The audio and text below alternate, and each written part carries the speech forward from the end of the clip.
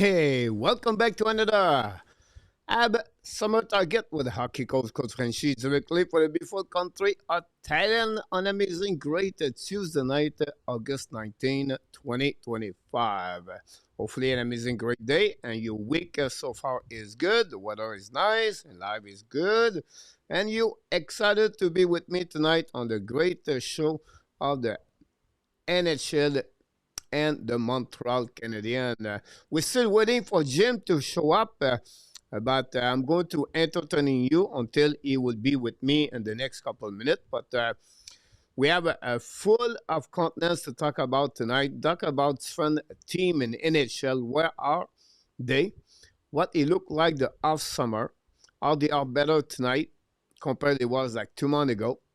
We are approximately 3 weeks before the beginning of the rookie camp and the showcase at the camp of the different team going to face like a showcase. And then we'll have to have the main camp following by the exhibition game and the beginning of the season 2025-2026. So we're getting there slowly, one day at a time. So hopefully you're getting excited like I am. A lot of things to talk about tonight to share with you and to know a little bit more what's going on around the Montreal Canadiens. Not much, but we want to see what it will look like Montreal in the next couple of months. What will be the outcome of Montreal? Well, a couple of prospects for Montreal is already on the ice and different league around the world. We'll talk about the Montreal Canadiens prospect. We're going to talk about which team are going to be regression for the upcoming year and season, and who's going to be on the progression for the upcoming year. So, again, we have to see what will be your answer for those questions.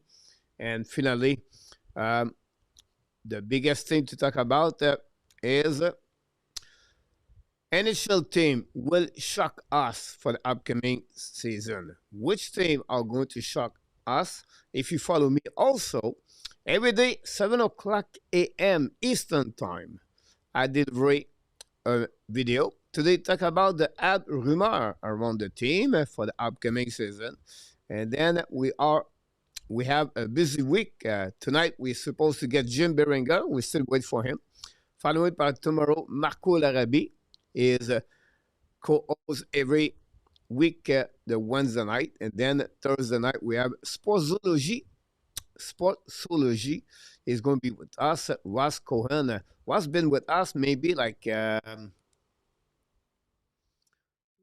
years ago, I believe. He was with us. So we have to wait what happening about that. So welcome everybody. Thanks for being a part of the show. Frankie is in the house tonight. Welcome back. Billy from Nova Scotia is in the house. The Voyageur and the American Hockey League. Hopefully, the weather is nice. Billy, how you feel now? We left the Newfoundland to the Nova Scotia. In August, I'm sure that the weather in August is starting to be a little bit more cooler the evening. Sometime in August, you have an up and down, right? You can be, I don't know, 76, 78, maybe 80 during the morning, during the day. And the night, they drop at 65, 64. That's why I remember when I was in Quebec many years ago, the month of August, Roger Calabro knocked the door directly from where? But directly from the New Jersey area. He's prepared for the high school of the football game start next Friday. Roy from Bangkok is in the house. Roy is like me. He never sleep, Roy. He make comments at 2 o'clock in the morning, 3 o'clock in the morning. Right. You amaze me a lot there. It's like, you never sleep, Roy. Glad to see you. And by the way, guys, you can join us on the Discord. I really like it. I really like the Discord. And honestly, I don't know why I did not do this before that. We're not a lot right now. I think we are 7, 8 people. join the Discord. It's Hockey Nation live show locker room. But yesterday I passed like at least like 20, 20, maybe 30 comments with TH Mark talking about hockey. Ron make a comments. RG leave us some comments too. It's a great location to inform what's going on in NHL. I promote what I'm doing, and then I get conversation. I'm pretty sure my Discord is open 24 hours, so I can get all the messages. If I don't answer to you right away, it's because I'm busy or I sleep, and then I respond to you after that. I don't know. I think it's a great great place to sharing hockey, not only on the live stream, but during the day. And I can wait when the game will be live on the TV after my game is over, so I can watching Edmonton versus Calgary, and then at the Discord, I can consistently talking. So, look, this is a place you want to be. The only thing you have to do is to sign up and become just join the channel. PS is in the house tonight. Welcome back, PS. Thanks to be with us. Cooler today, Coach, 21 Celsius be at night because at night, here we go. Yes, he is. PS about Roy about that. Like talking about that we have Jim. We up you bought pizza. Jim, Larry, welcome everybody. Thanks for being a part of the show. I just answered to you. See, I can talk live on my Discord at the same time I'm here. 35 years and old feel you never sleep, Roy. Here we go. That's what that. Good evening, Mr. Ron with Kings. Thanks to be with us, Ron. Glad to see you around. Ron from, of course, Utah. For the Los Angeles Kings. Roy, you make a couple of comments yesterday, and glad to see you around, moderator of the Hockey Nation show. We're still waiting for Jim, so I don't know what's going on, to be honest with you. I did not get anything from him yet. He never be late before, so I don't know is you know, I know why now. My interview was off. I have no clue why. So I'm going to text him right now. It's my he did not send me anything, but I don't get notifications. So let me check, guys. Technology sometimes it's that's crazy. For that one, stay with me a little bit.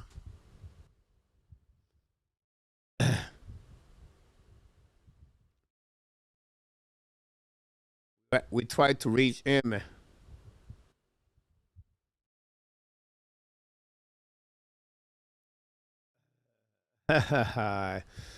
You see, it's like crazy about that. So let's see if I can use my account here. Stay tuned, guys. We tried to reach Jim. For some reason, my interview was off. You can turn off and on, but it was automatically off. I never click on it, honestly, but it turned off. Look like so. Something I have to check in the future, for sure. And see what is right now.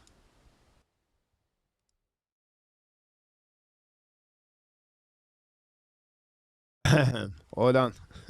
You're looking for the link. See, that's something happened about that also. So it's like a little bit. I'm searching for everything, but I try to read Jim right now. So stay tuned with me, guys, a little bit. With me, PLW. Welcome back in the house, PLW. Thanks to be with us.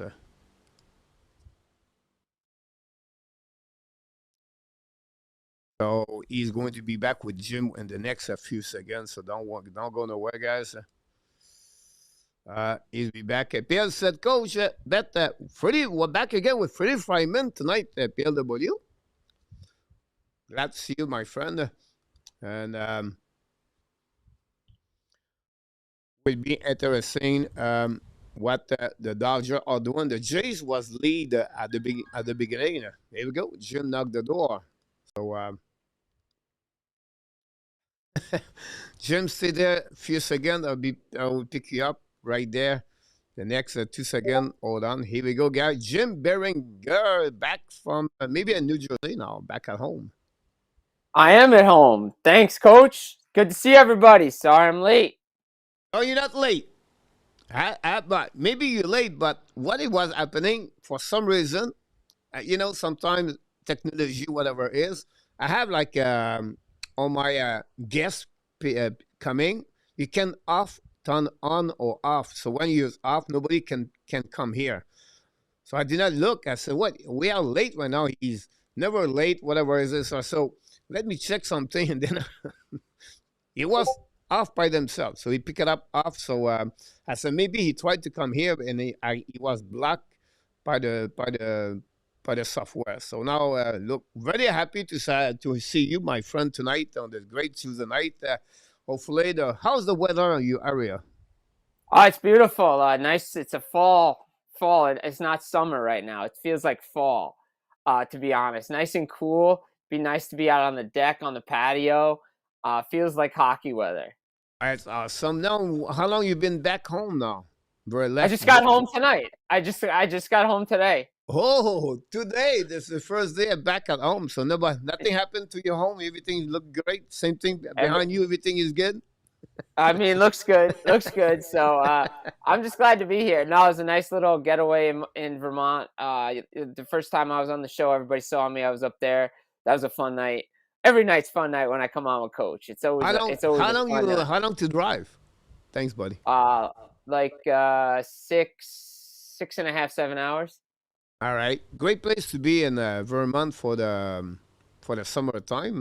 That's right. Are you where are you at Burlington or Stone? Yeah, a little north, Stowe, a little around Stowe area. That's nice. And a great place to do ski over there. Not so much anymore for me. I like the warm weather now. They have is it in that area they have hockey tournament? Yeah, JP, right near the border of Canada. There we go. So I remember that one over there. So glad. They actually have a big summer hockey tournament. Hockey fights MS. Hockey fights MS tournament. They use all the local rinks in the summer and July. It's a really fun tournament. I've played in it. Hey, Roger, thanks for saying hi.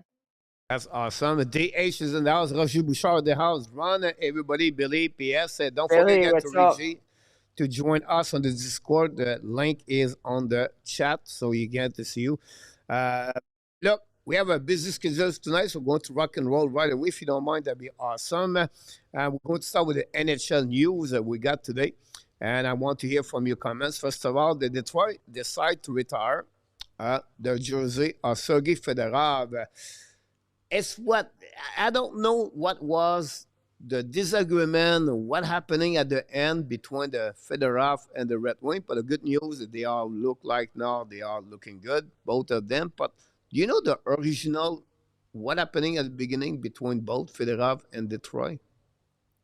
It's probably just a falling out somewhere along the line, contract disputes, maybe when he was jumping teams, when he left, something. There's always like a backstory that we'll never hear. I mean, I know the orientation behind the Brodeur breakup with New Jersey, but that's a fun one if anybody's interested in that one down the road for another time. But I don't know, Fedorov, it's good to have him back, right? Like they need 91 in the rafters in Hockey Town. He was such part of that Red Wings team. The Russian Five, right? Like what they did with Scotty Bowman, Yzerman, the guys that won the Cups, 97, those teams in the 90s, just to have 91 in the rafters. It would be, I'm trying to think of a comparable for a team that didn't have like a big name. Like if we go to Montreal, like say like a let's say like a Rocket Richard isn't like it took forever to have him retired. Like that would be like a comparable for me. I know it happened like right away, but I'm saying like there's teams and comparables out there that it took a long time for them to retire that number. And Fedorov should have been done a long, long time ago. Yeah, and I don't know. I don't see he was underrated, but I think he played in the area where they have a lot of great hockey players, right? And Detroit and other team in NHL. He played a time where it's like, not only him, but I think he, for me, was underrated. I follow him, but they have other great hockey players playing at the same time. It was a little bit difficult, but when you review his highlights, his career, and what he accomplished, that was a very good career in NHL. Yeah, I know. I mean, he was one of the best players I watched. I love watching Fedorov play. He was so dangerous with the puck, and obviously, like growing up in the States, right? You see him wearing those Nike skates, like the white with the gloves and everything. Like he was the first one, like with Nike hockey and stuff. So it was kind of cool to see the skates that he had, the flair that he played with. I liked Sergei Fedorov as a player. I always thought he was a good player, and you know, again, just the falling out with Detroit at the end with management. But glad to see Fedorov come back home in Hockey Town where he belongs. Because again, without Fedorov, I'm not sure those Wings teams are winning those Stanley Cups. Yeah, so we're going to follow up at the next one is going to happening for Fedorov for sure. So Roger Bouchard said, we live in southern Vermont. So he's your neighbor, Roger Bouchard. He's in the house tonight. Doctor back in the house. Welcome back, Mr. Doctor. Thanks to see you.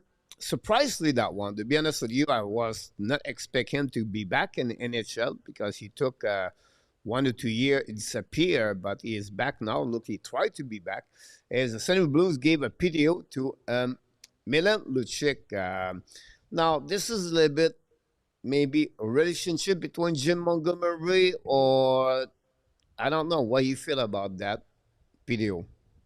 I mean, look, it's a PTO. It's not going to hurt the Blues, right? Unless he makes the team out of training camp. This is a training camp PTO. Again, we'll see what he has left in the tank. I think he fits the style of the Blues, right? Like that's like a Doug Armstrong player, like Jim Montgomery type player. But again, how much does Milan Lucic have left in the tank after a couple year hiatus, not playing high level NHL hockey? Like we see guy. I mean, look, we saw Gabriel Landeskog come back from that knee injury, so nothing is impossible. But Lucic, towards the end of his career, before everything that happened off the ice happened, and then he had to move away from the game. His foot speed wasn't the greatest anyway. So he's a big body that they can use in front of the net, and he's a physical guy, and he's a good locker room guy. I mean, you saw what he did. Obviously, it's hard to mention. You don't want to bring up Bruins on this show, but obviously, what he did in Boston for so many years, Montreal fans can attest to. So I think it's a good signing. I think it's a PTO. He makes the team. He makes the team. If he doesn't, all right. He came in and went to an NHL training camp again. Yeah, for me, my only concern is about the speed of the game now. I don't know how slow Yeah, it be. But look, the most important thing, Jim, in my opinion, is he has some problem off ice with family, everything like that. So I hope everything is set up and fill up good, and we wish the best for him and his family. That's the most important thing behind hockey, honestly, for Milan Lucic. The NHL release the all preseason game today. For the next, during 15 days, going to have many game around. Most of the team play approximately 4 to 6 game. If I'm right about this, I don't know. I think the minimum is 4. If I can. yeah. Minimum's 4. Like some teams, for some reason, play like 7 or 8 right Okay. now. I think that changes in the new CBA. Yeah, so Montreal, I think you have 6 game on the program for the upcoming.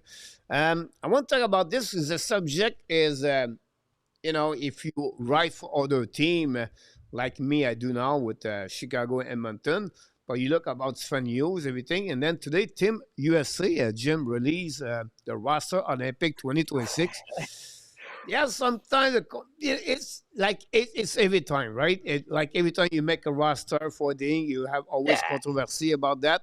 And this is the list guy for everybody. You can see this is a young team. Talk about Cooley, you know, you talk about the Boldy and Guanzel. Well, not Guanzel, honestly, but Cole Caulfield is part of this for the Montreal Canadiens. Caulfield is there.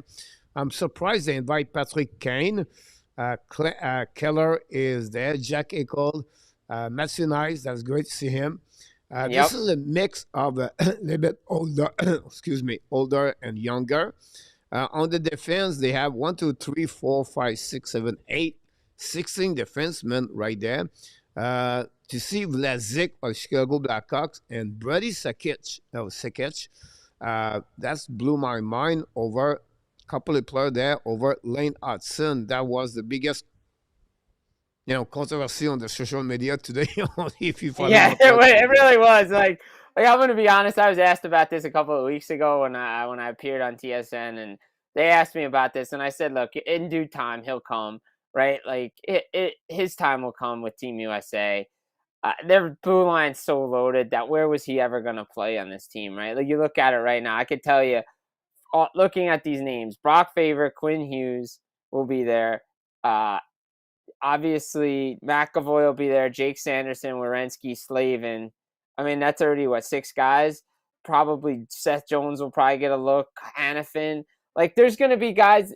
I'm not even sure Luke Hughes gets there for New Jersey Devils. Like, I'm going to be honest. Like, this defense is pretty loaded right now. Same goes for Brett Pesce, right? Like, This is a great defenseman. Like usually, if I look about the list right now, I'm going to give you what I'm thinking. McAvoy, Sanderson, Werenski right there.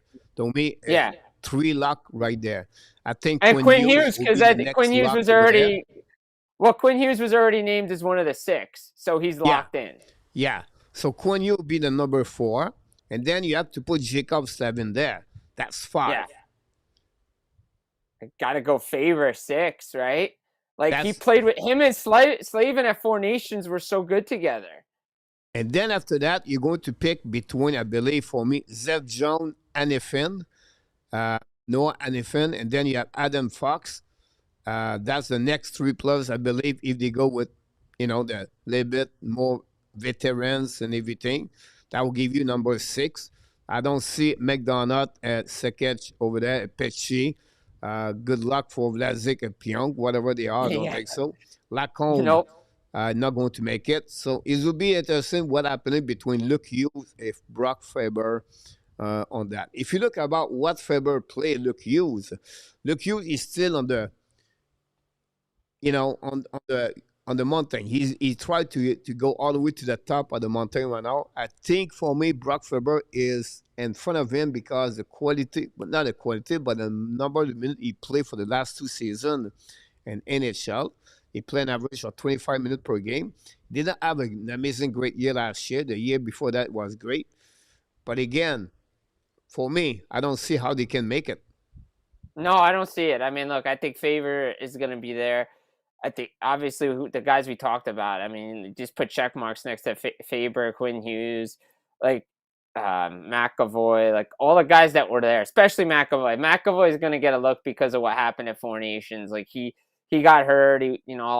Everything that happened, misdiagnosed injuries, cost him time. Like everything that happened, he'll be on the team. Jake Sanderson is there to me. The way he plays the game for the Ottawa Senators, and he showed he has the poise to do it on that stage. Zach Werenski is an automatic. Him and Slavin are 2 automatics for me. Slavin's the best defensive defenseman in the NHL right now, bar none. I love the way he plays. And yeah, again, I'm surprised Jackson Lacombe got an invite over Lane Hudson. I'm very surprised by that, considering the season Lane Hudson had. But again, I don't think it's a bad thing, because I think come the World Cup in 2028, Lane Hudson will be one of the top. Yeah. He's guaranteed. He's guaranteed a spot on the team. Yeah, absolutely about that. Yeah, absolutely. Elebach and Odinger, I believe, would be the 2 goaltender. You have an extra. Well, they're gonna bring the 3 guys that they brought at 4 Nations. They'll bring Swayman. They'll bring those 3, and Joey Daccord will go if there's an injury. And therefore will be really a good, another great performance. So I just want to share with you guys. Notice the guy that's not listed is Matthew Tkachuk, who will I not was be going going to to say camp. that, by the way. I was just taking, I was just checking Brady earlier, so I said he missed one Yeah, guy over there for that. So look, this is going to be another great. And for me, I love Olympics hockey, so it'll be a good 2 weeks to do all the game on the Olympics. So we'll see what it's gonna happens. be good hockey. I love best on best hockey. I love best on best. I love watching Olympics. I think Team USA, what they showed over the weekend, again on the international stage, real quick, just at the Hlinka Gretzky Cup, just the fact that they won over Sweden, it's showing that there's a change. Now USA hockey has to be taken seriously at this stage. If they weren't already, this men's team's ready to break through, I think, this year at the Olympics. You're absolutely right. P.S. Welcome back. Yes, he is going to be out for a couple of months. Then he did not decide yet if he's going to get a surgery or not. P.S. So possibly miss until January. Is if not, it will be returning maybe in December. Matthew Tkachuk, we have to wait for him. And Roger, you're right. Boston and the New York Rangers gonna be signing another PDO. This is the time of the PDO left and right. Brandon Smith, third pairing defenseman, jumping a couple of teams in the NHL left and right. Look, Cannabis is already. It's more about depth, honestly, but I don't know how you can going to make it with the Columbus Blue Jacket. But it's good to see something happen to the team. They have Brandon Smith and around the team, so nothing big about that. No. For that, I don't know if you want to add something there. I mean, I've seen Smith play. He was with New Jersey for a little bit. He's a good bottom pair defenseman, especially if there's an injury. Maybe he gets a 2-way contract or something, guy that you can bring up and down. I mean, he probably can't go to the minors now anyway, but a guy that could slot in if you need to have a healthy scratch one night, that's a guy that you could put in the box. It's not gonna hurt your team. Is that him hurt Connor Bedard 2 years ago? I think so, yeah. Right? It's the one he came in the middle of the. Yeah, it was Brendan Smith. Yeah, it was Smith. Yep. Yeah, so I remember that.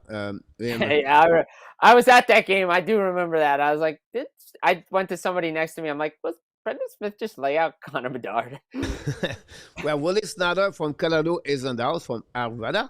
And Mr. Randy Walkman back in the house tonight. Randy, a big blogger for the Calgary and the Toronto Maple Leafs. Welcome back, Mr. Randy.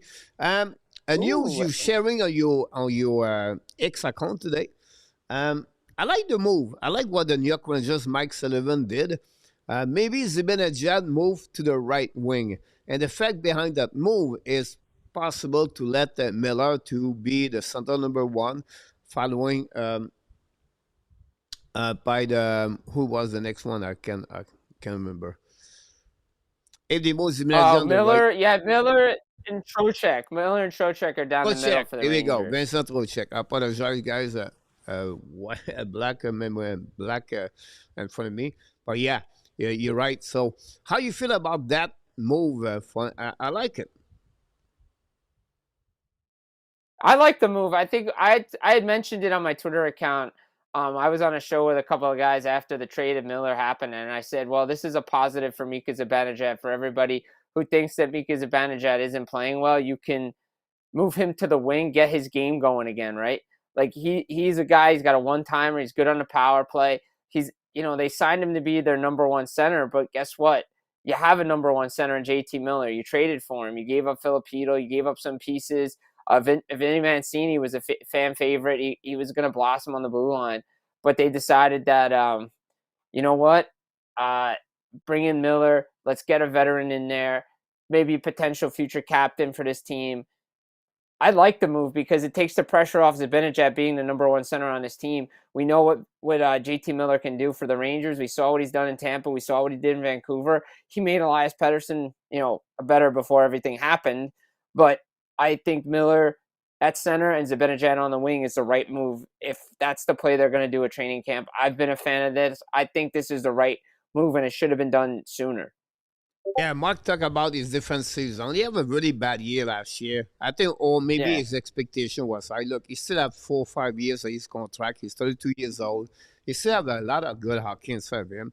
But this is, it's last year, all the controversy inside the locker room affect all of them. Like you cannot mention like one specific player. Like, wow, he have an amazing great year with the Rangers. They all suffer what They, happening. They have a mm-hmm. new wave of the vibe with Mike Sullivan, but they still, when you look about the roster, Jim, look about how they are left and right, and then this is a team. I don't like the decision by the manager on the last 7 8 months. They let Grader left, Truba left, Miller. This is a huge piece of the puzzle, and I don't think Capricab is going to be better at Miller. No, I think what they have down the middle is good. It's not better than it was. This team should be. I want to phrase this the right way because they had pieces like Alexis Lafreniere, Hedel, and Capo Caco as a line, right? That kid line helped them so much a couple of years ago, and no coach stuck with it. They tried to move different guys. If they had just moved that lineup together, the Rangers would be in a much better situation than they are in right now when they're trying to mix and match guys on lines, and don't forget the X factor in all this thing is is Artemi Panarin going to be staying with the Rangers? Is he going to move? Is he going to sign an extension? Like what's going to happen with him because he's been their leading scorer there since he signed that contract. And yeah, you have the highest paid goalie in the league. Is your defense better? No. Are they a playoff team? I'm not sure. But you have to figure out, you have to get Zibanejad going again. And the way to do it is put Miller at the middle. And you got to get Lafreniere moving again because after he signed that contract, he just wasn't the same player. So, yeah, to me, I think this is huge for them. And I like what Mike Sullivan brings, but I wasn't a fan of the move just because what has he done recently? 3 teams for the last couple seasons didn't make playoffs, haven't won a first-round playoff series in a while. Coaching decisions at 4 Nations, like I'm just not, Again, I think there could have been a better hire for the Rangers. Yeah, I do my homework now. August, at the end of August, usually I check all the roster for every team, right? And it's not going to be easy for the Rangers. It's like 2 years ago. I think myself last year and the same time we are tonight, right? Rangers was one of the look in. Super Chat. We have a super chat, Mr. Mark Elliott. We go.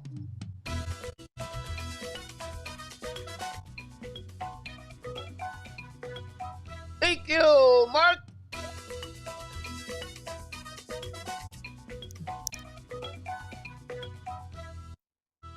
Mark Elliott scored a goal for the Montreal. Thanks so much for the super chat, Mr. Mark. I'm going to give an assist for Randy Walkman tonight. And Willie Snyder joined the Discord right away. I have 2 people joined the Discord, guys. So that's all of you. Thanks so much to be back.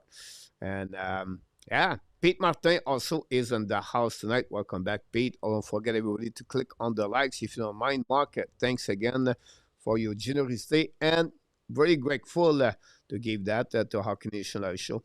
Before we move the Montreal Canadiens, not many news, but I have a couple of things tonight. I think you're going to like my clash tonight, Mr. Jim. We have to say I was just scrolling through the chat real quick. We got to save Willie's question. I like Willie's question. But tonight it's about players over players. So I think you're going to be a little bit more said, oh, this is difficult. This is not easy. So we're going to see what happened about that. Before we move to Montreal, I want to give us a bit more what's going on, the New Jersey Devils, and maybe news around the Devils on the Metropolitan Division. If you're here, you want to sharing something there. What's going on with the Devils the last couple of days? Yeah, I mean, it's all quiet on the Western Front for the New Jersey Devils, right? Like, I see Willie Snyder's question in there about the Devils in the East. Look, I think they're a contender, right? They should be a top contender. They're still looking for a top 6 winger. I think that's been a need for this team. But obviously, they can't do anything until we mentioned his name before as a potential fit. Could he overtake Brock Faber for Team USA? And that's Luke Hughes. He still needs a contract extension. The Devils have about $6.1 million in cap space. It was a priority for Tom Fitzgerald, and it hasn't been done yet. And people are getting concerned because training camp's right around the corner. And really, the only leverage for Luke Hughes is to miss training camp. And he missed the start of training camp last year because of an injury. So does he really want to miss another training camp because of money? I know Dawson Mercer last year missed a couple of days for a contract. Look, I think this is going to get done. It's not a matter of if, but when. How much is it going to be? Again, 7 years? Is it a short-term deal? Does he get the same amount of money as his brother? Is he okay with taking less than his brother?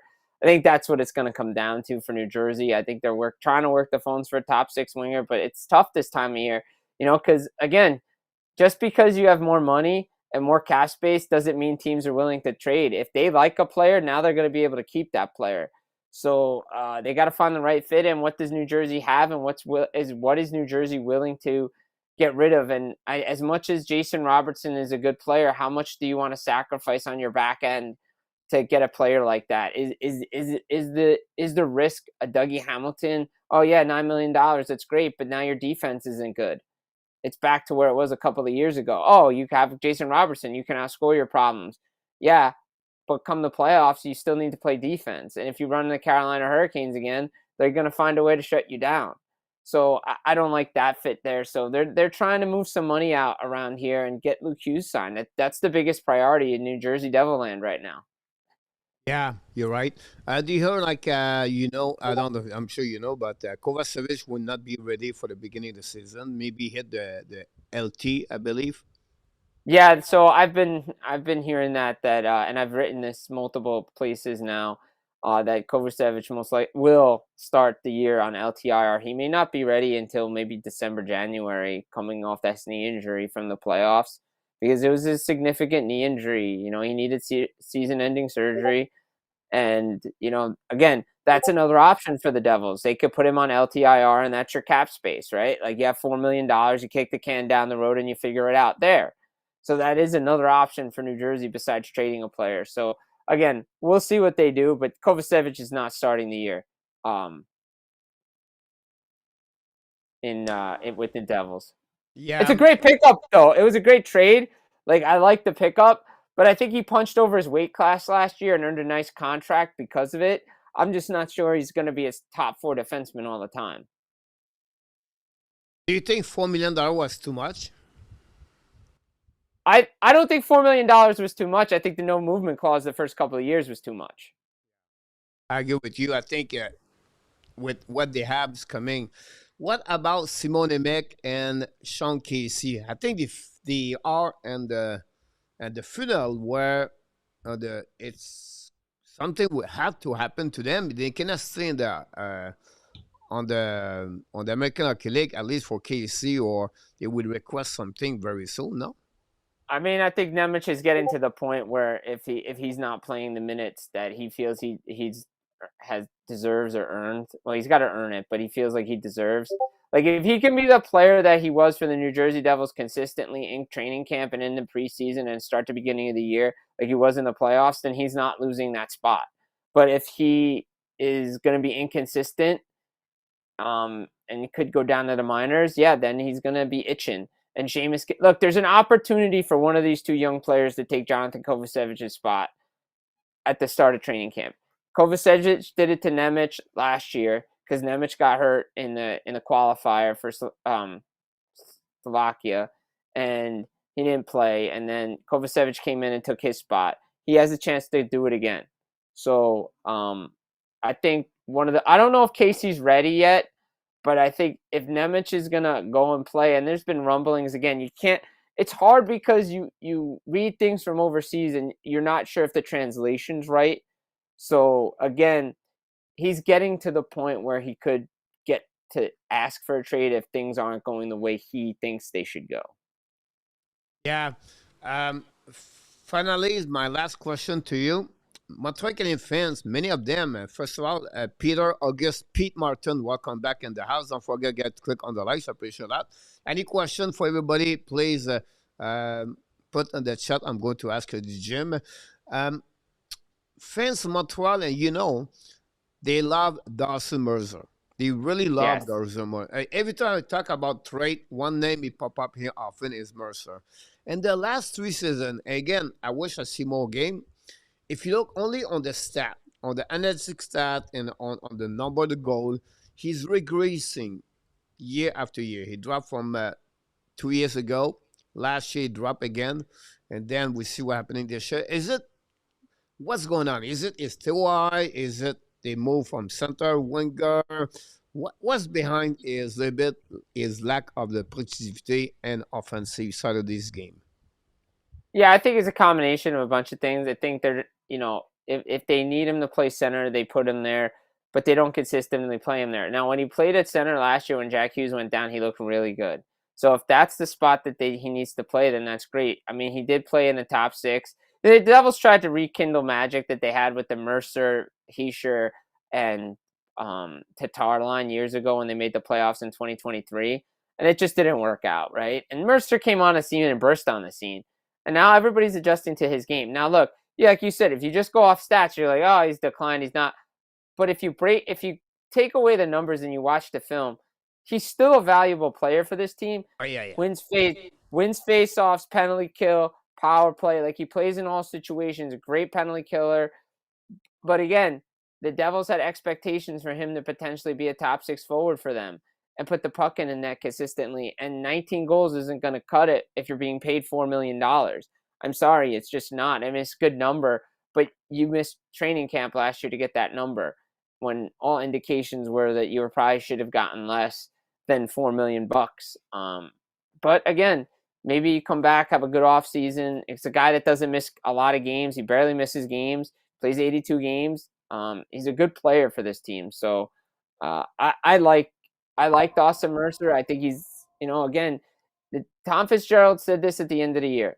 This team has tough decisions to make. Dawson Mercer is going to be one of those tough decisions. I agree with you about that for sure. And let's move on from Montreal Canadiens. We don't have a lot of news on Montreal. Very quiet day about, what's going on in left and right. But I've tried to find a couple of things for all of you. And then I have a question. We have a start bench, a cut tonight. And it's not going to be easy, Mr. Jim, for the Habs. First of all, guys, Cole Caulfield signed 1,800 jersey for the team. And this comes from last season. Johnny Gaudreau changing his number from 22 to 13. And he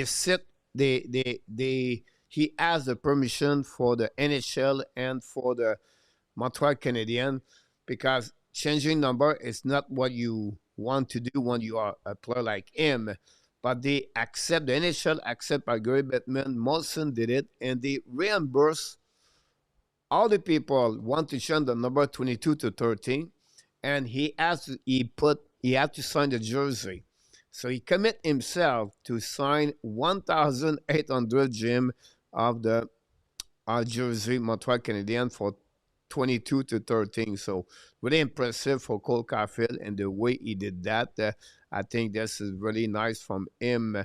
And also we want to welcome Gary Connery. We have two questions for you. First question, do you expect or do you think Josh Anderson could be a center for the Montreal Canadiens? I'm going to say no. I just think he's more suitable to where he's playing right now on the wing. Unless they're going to test it out, I don't see them doing it, not this stage, right? I think if they were going to do it, they were going to do it already. That's why you see them linked to players like McCann, McTavish. They want a true center that can come in there. Now, McCann can play both sides, right? But again, he can play center and wing. I don't see Josh Anderson, them trying it. I just don't see it. Yeah. Not with the expectations with this team. If they were still okay, expectations are low. It's not going to be a year we're supposed to make the playoffs. I could see Martin St. Louis trying some things out. Expectations are high. You have to get back to the playoffs. This is not the time to be trying guys out at different positions. No, you're absolutely right about that. We'll definitely talk about a second center in the next couple of minutes. We have Juraj Sakaski have an interview in Montreal today. He talk about possibly, but he talk about his expectations. Montreal return on the playoff, and he will have to Montreal go farther on the playoff compared last season. Um, this is a very important year for Juraj Sakowski. First of all, he start his contract of 7 years over $7 million. Secondly, he start his fourth season in Montreal after a short first year with 41 game, 10 point. He followed with 50 point, 51 point after that. So I want to hear from you what you feel about Sakowski. Is it a guy who's going to stay on the first line all year long? And a little bit later, not projection wise, but how you expect Sakowski for the upcoming year. And then, is it a guy who will stay on the first line a long term or maybe go on the second line? Like, I like the player. His development got cut, right? Like COVID, right? That kind of hurt. Like, now I think we could see the real Yaroslav Slavkovsky this year for Montreal. I think he can be a mainstay on the top line, to be honest, if he can put the puck in the net and play the right way. Again, if Demidov's coming and playing the way he's playing, you never know what the way projections are. But then again, you see in Florida, right? A guy like Ivan Rodriguez and Carter Verhaeghe, when Paul Maurice needs to switch them, he can switch them, and the lines don't lose their rhythm. So maybe he can be a guy like that. He can flip lines, and that would not be a bad thing for the Montreal Canadiens. But he has to take the next step, right? I'm not sure. I mean, look, it was hard because the first year was COVID, so it was kind of hard. 41 games, development's kind of lost. All right. Now he's got to hit the 60, 70 point mark that people expect him. His contract, not only is his contract extension kicking in this year, Kaden Guhle's contract extension is kicking in this year. This team is expected to, this was the year that everybody expected this team to make it to the playoffs. I expect the Montreal Canadiens to be back in the Stanley Cup playoffs this year. This team, the pressure, I wrote it today. It came out this morning. Put it in the link after the show, or if I can figure out a way to do it now, I'll put it in the chat. I wrote a thing about the outside noise and the pressure and the expectations. Is this the year that they feel it from the fans? Because the fans and the media and everybody in Montreal has been, okay, baby steps, growing pains, we're coming through it. I don't know if that honeymoon period is over, and I think it is. And I think the expectations are a little bit higher this year. Yeah, right about that. Mark talked about Sakowski need to improve his speed. Yes, I I agree wish with he that. make decision. We make decision. I think he's right about this. I think for me, when he's going to be you, when he's going to know Jim how to use his body on the right Yes, he's a position. big boy. He can Yes, use his body when he was playing internationally in June, and he was playing at juniors. He used his body so well. Like, if he can start using his body more to protect the puck and play better, I think he's gonna be such a huge asset. you're right, for sure. But again, like you said, So decision making is move his feet, go a little bit more on the physicality. He hit over 150 hits, I believe, or 80 last year. He's getting there. It's a progression slowly. No doubt in my mind, he's going to get more points this year. He's going to be more, have a better year. But still, the competition for him now is coming behind him. Before that, the first 3 years, the top six Montreal was not great overall, right? Now, you have Demidov, Laine, Caulfield, you have Bulzit, where they could be all four on the top two line. What put Sakowski maybe lose his first line. I don't see Sakowski down on the third line, fourth line, but no, he had to prove he deserved to be there. But at some point, maybe himself could put out Sakowski, and that would be possibility for the Montreal if it's happened at some point. yes, I agree with that. Like, I don't see him going down the third line, but I could see him flipping first and second line throughout the year. And again, what power play unit is he on too? Like, because that was a big part of his production too, is power play. Like, what unit is he going to be playing? I mean, look, the Montreal power play this year is going to be ridiculous because they're going to have 2 units that are going to be so good. You're right about this. Comments from Ron and comments from Randy also. Uh, you're absolutely right about that. You have a question from him. Will Evans find his game, Jim? Yes, I think he'll find his game. I think, you get paid that kind of money, right? Or, and there was so much speculation around him last year if he was going to get traded, he wasn't going to get traded. Look, there was a point that he was going to get traded, and then they kept him.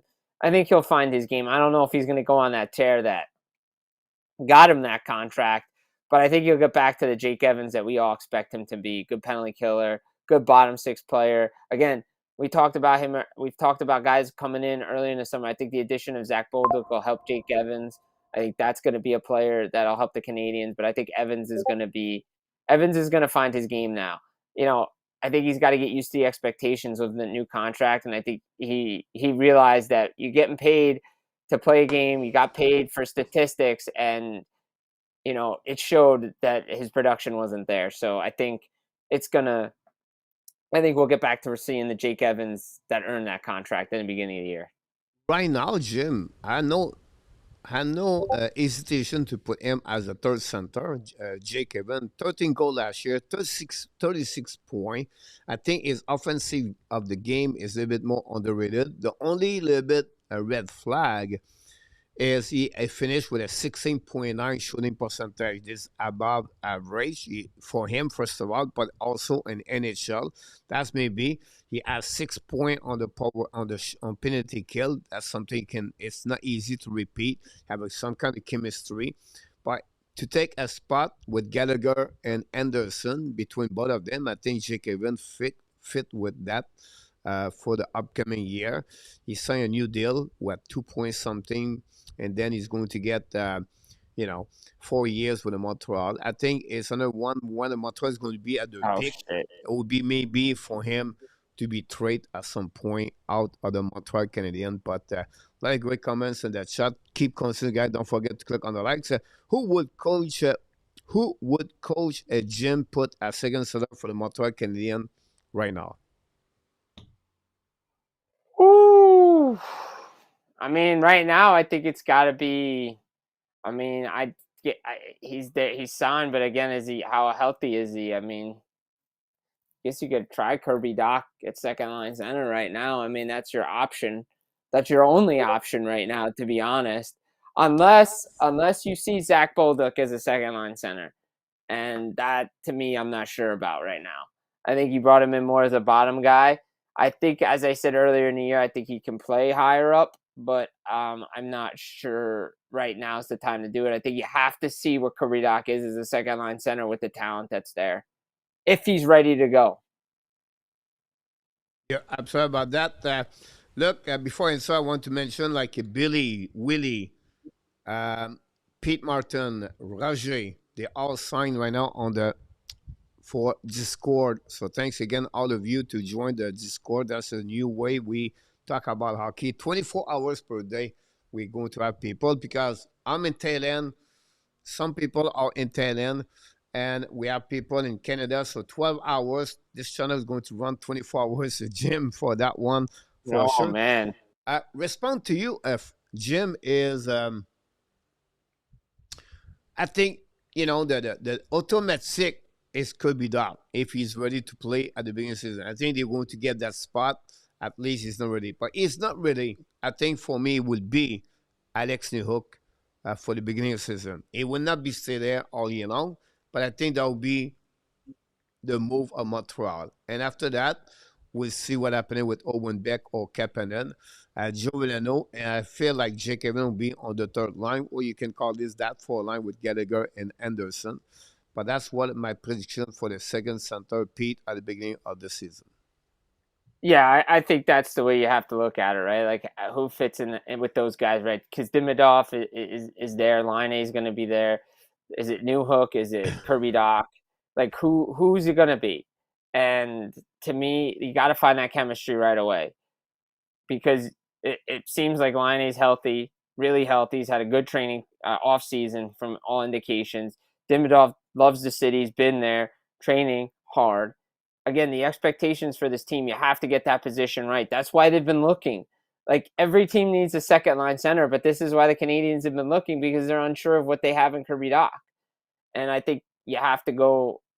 You have to go find it. If it's internally, it's internally. I know I've heard Oliver Kapanen's name thrown out there, but again, not maybe down the road, but I'm not sure right now with the team that has expectations to make playoffs. I think you have the guy. I think you agree. It's either Doc or Newhook to start. You're absolutely right about the question for Willie. Jesper Bratt, 86 points next year. I think he can get more than that. I mean, I believe he was close to 100 points this year for the Devils. I think he can. He's a great winger. He was ranked, I think, 13th, 12th or 13th by NHL Network as top wingers this year for heading into the season. Underrated, in my opinion. I love what he brings. I think he's just got to get a little more consistent in the playoffs. He got, like most of the team, and this is not to take a shot at the Devils, but their forward group reminds me of what the Canadiens forward group was years ago. Small, not physical. They have a lot of guys that can move the puck, playmakers, but they're small. Bratt, yeah, he can throw his weight around it. He led the team in hits and all that. But again, to me, he's got to show it in the playoffs. Great point. Mark asked this question: how bad will Pittsburgh be this year, and do you see Crosby stay loyal to the team? Until I'm going to answer the second part first, and then the first part second. Crosby will be loyal until Crosby decides he wants to leave Pittsburgh. And I know everybody wants him to be a second-line center in Montreal. Until Sidney Crosby says he wants to leave the Pittsburgh Penguins, Sidney Crosby is not going anywhere. As far as how bad they're going to be bad. Like, Pittsburgh is going to be near the bottom of the league in terms of a record. I would be shocked if they would not get the top pick in the draft next year. Somehow Gavin McKenna will end up in Pittsburgh to keep that thing going, and keep that cycle of good players being there. So to me, I think that I think they're going to not be a good team. They're not be a playoff team. But at some point, Sidney Crosby has to decide what he wants to do. And right now, he's a loyal guy. Remember, his heroes are Yzerman and Mario Lemieux, one team. He's a one-team guy. And I think that's what he is until he's not. And I don't see him going anywhere right now. I'm sorry about that. The next question is about Pete Martin. Ask us about the fact, hold on. Why did Montreal get Joe Veleno to be a center? He has more potential than we think. I think didn't they just get him for depth? Like, really, it was just a depth player, just bottom six guy to bring in. Veleno's it's a low risk, high reward kind of signing because he's bounced around with a lot of teams. He's had some issues, right? Like, we talked about this a couple of weeks ago. I think I was on when they actually made the Joe Veleno signing that day. That it's a low risk, high reward kind of thing with him. He has the potential. There's potential there for Veleno to pop off a ton of goals, right? 20 goal scorer. But there's the other side of Joe Veleno. And I think it's just a depth piece. Great point. We have a question for Randy. He said, Ron, I apologize. Winnipeg make playoff. Hellebuck blow it again. Do they look for a different goalie? No. Connor Hellebuck signed for 8 years. He made the decision couple off seasons ago when they had a chance to say, I'm done in Winnipeg. He stayed. He signed. Him and Mark Scheifele signed those identical 8-year deals. Connor Hellebuck played really well in Game 7. He stuck with it. Played well in that closing out Dallas game. The Winnipeg Jets have to figure out how to win games on the road. They're a very, very good team. They have to get out of their own way and start to play better defense in front of his goaltender, but the goaltender needs to make saves and like easy shots too. Like, I think Hellebuck's not going anywhere. So yeah, that's not happening. Awesome. Over under Nico Shire 75 points. I think he can go over 75 points. I really do. I think he's a good center, a good two-way center, right? He can pop 30 goals. Probably could get you, more 40 assists, maybe more than that. Maybe he could get you 35 goals. He could definitely pop over 75 points for sure. Awesome. Mr. Nartab just signed on the Discord. Mr. Nartab, welcome back. Thanks to be with us. Hopefully, everything is looking better for you. Before we move on for the big subject tonight, one more. We have more. I have more, but I want to move on to other things. All right. I love the questions. I love the questions, folks. I love the fan interaction here. Start, bench, et cut. Ooh. Bob Gainey, Patrice Bergeron, and Alexander Barkov. Oh, wow. Oh, wow. Ooh. Yeah, that's happening there, ladies and gentlemen. So I can wait the people in the chat because they love that too. This is really hard. This is really, really hard. Really hard. The problem is I only caught the back end of Gainey's career, so I can't really fully say anything. I got to start Bergeron. I have to. Like, it's Patrice Bergeron. I know Barkov's Barkov, but it's Bergeron for me right now until Barkov. Like, Bergeron. Fudge. I can't swear. Bergeron. I don't. I think I'll go Bergeron. I'm gonna get in trouble if I put Gainey as a cut. Man, I'm so gonna get in trouble. By the Habs fans are gonna kill me. You know what? I'll go Bergeron, Gainey, Barkov. I don't want to do it, but I want to stay. I want to keep on the good side of Montreal Canadiens fans. I know, but yeah, a lot of great comments in the chat. The chat are really good right now. I'll be honest with you, that's pretty good. It's not easy one, honestly. Look, Randy go with Gainey cut, Bergeron bench, Barkov starter. Yeah, I mean, no, I don't think there's a wrong answer, to be honest. No, not at all. There's not a wrong answer. I mean, I think again, like Willie, like but again, how could you cut any of these guys? Like, you can make the question for any of these guys. Like, how could you cut Bergeron or Gainey? Like, I just, because didn't they? You can refresh my memory on this. Like, wasn't the Selke Trophy kind of brought in for Bob Gainey? Yeah. It's just that's for me. Here's my answer for that one. Okay, I took Barkov because a size over Bergeron. Yeah, 6'3", 6'4". I think it is. I did not check yet the face-off both of them, but I think Bergeron is slightly.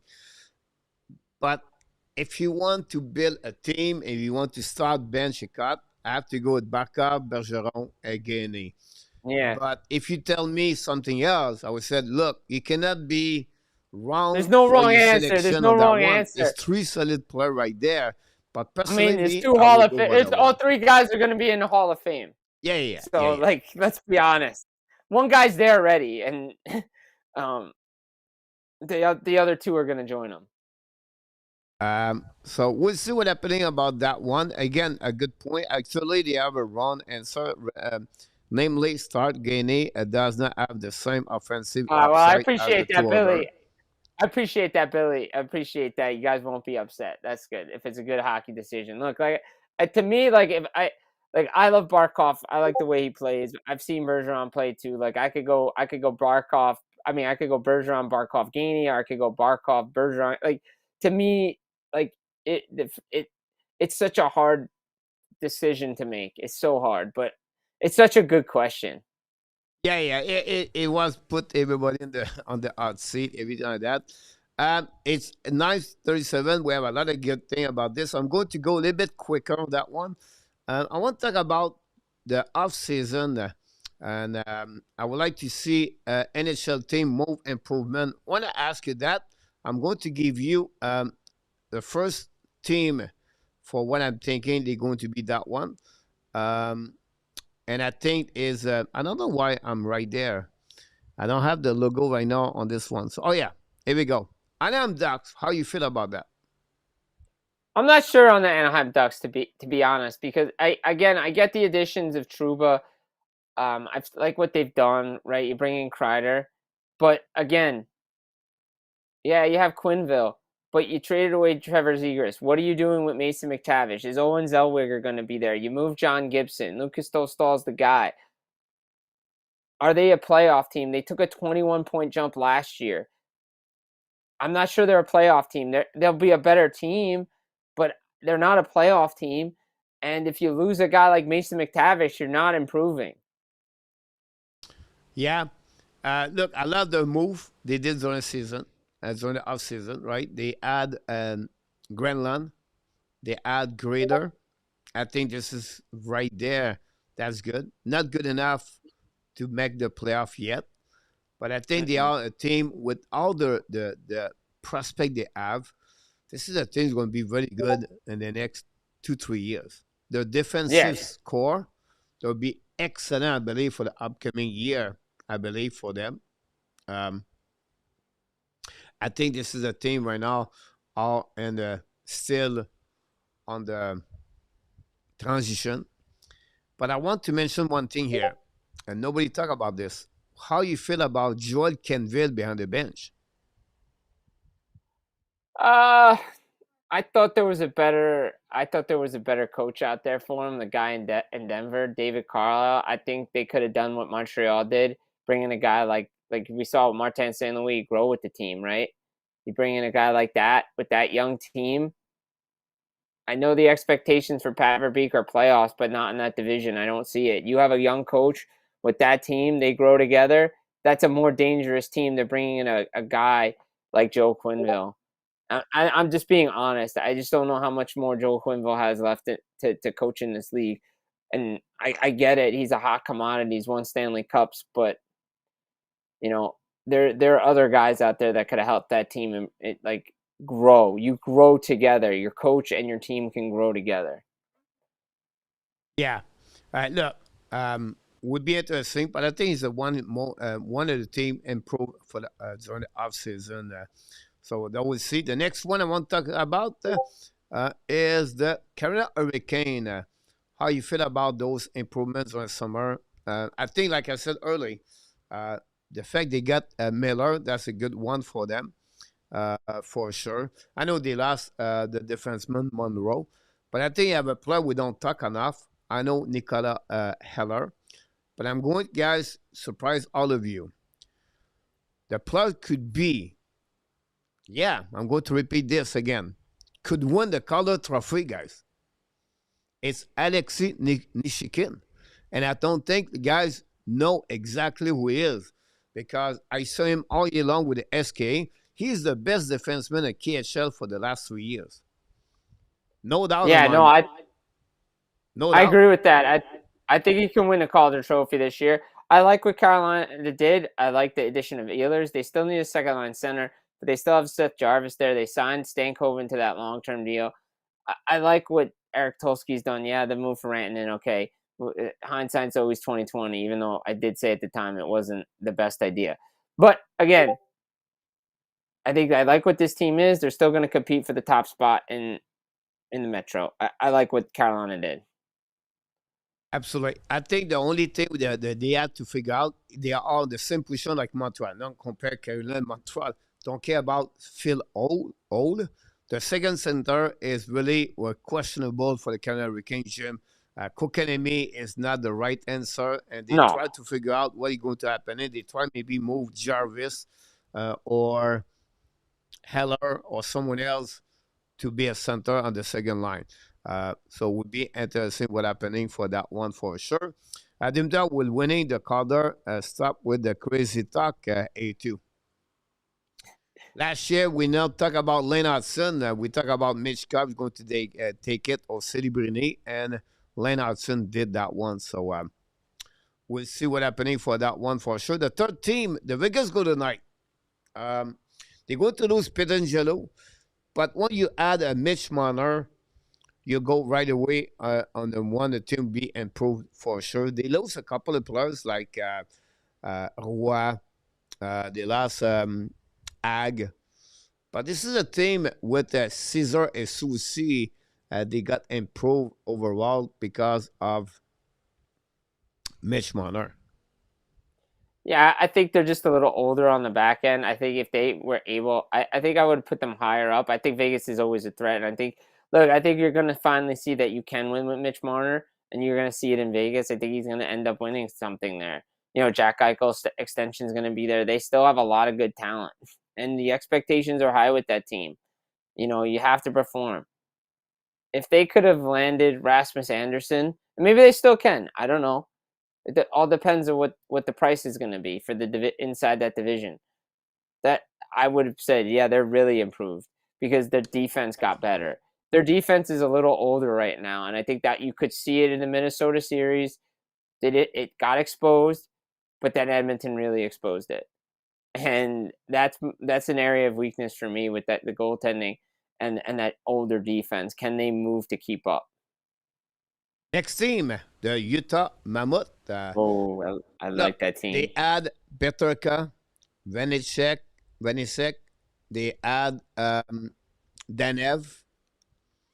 And they have, I think, Perunovic, if I can recall it. They lost, of course, Kelson Ring and Down for that. And they lost also a Big Stab and Matseli.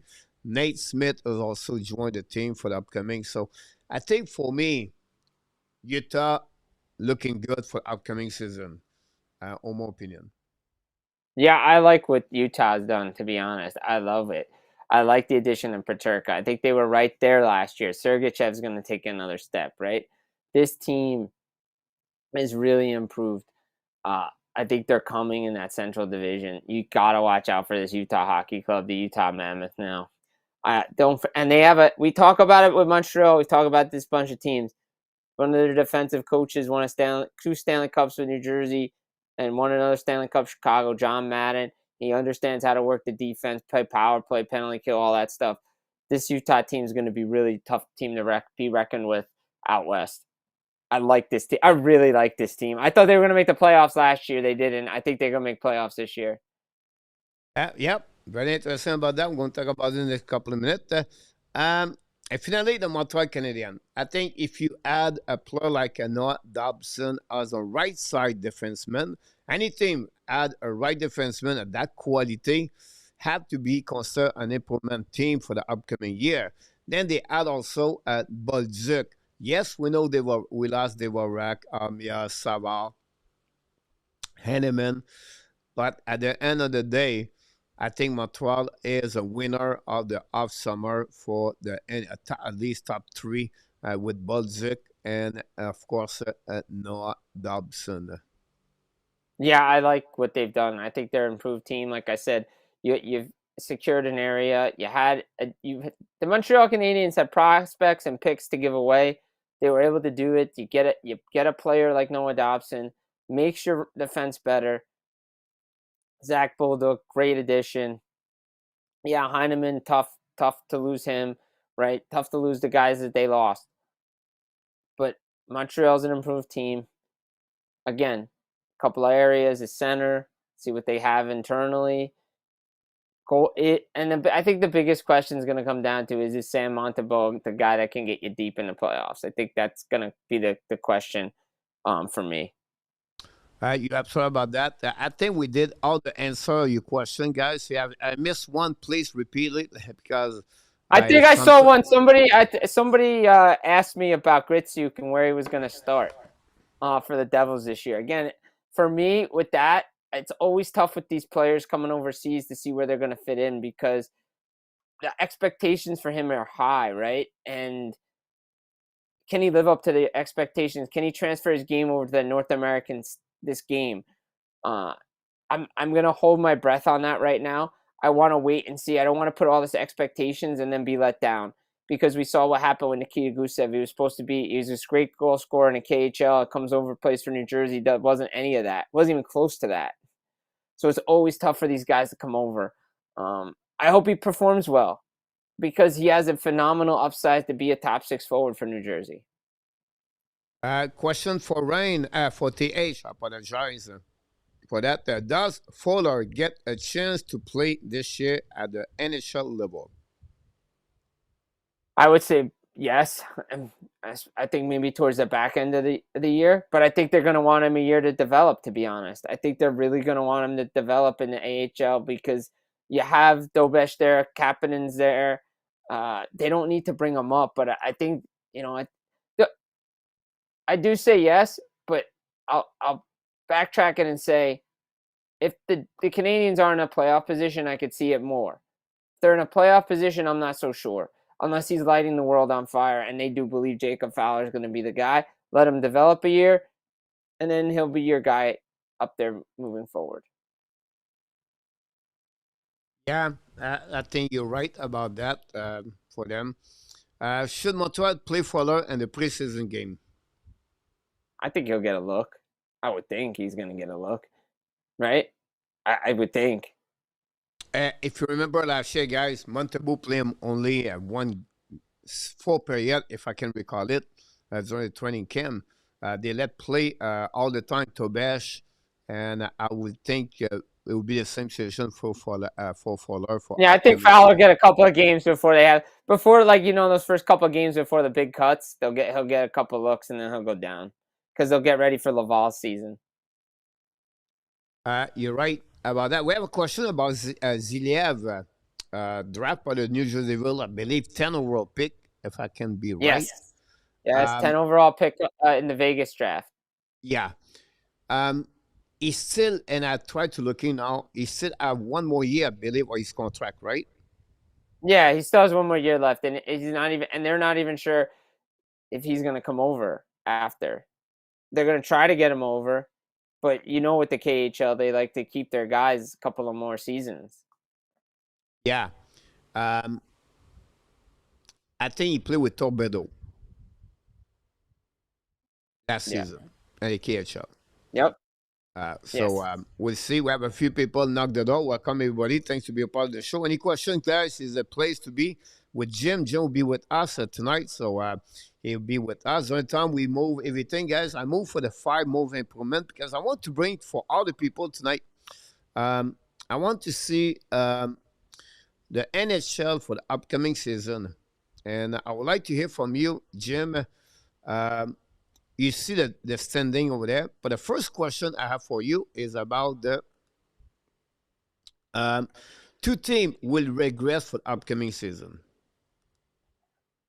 Ooh, it's a really good question. 2 teams that are going to regress this year.